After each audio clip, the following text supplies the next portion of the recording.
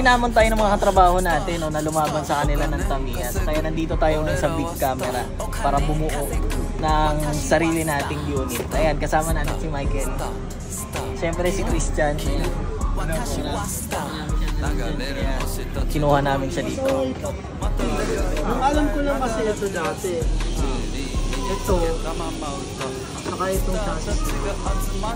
At talaga nahirapan pa ako sa pamimili kung anong chassis ba ang pipili dito. So ayan, nakapili na nga ako. FMA chassis ang napili ko dyan kasi mas maganda daw siya for beginners dahil nga ngayon pa lang naman ako mag-i-start na bumuo nito at nung huli ako naglaro nito is bata pa ako noon kaya hindi ko na talaga maalala at talagang hindi naman ako masyado naglaro nung bata ako dahil wala naman tayong budget niyan.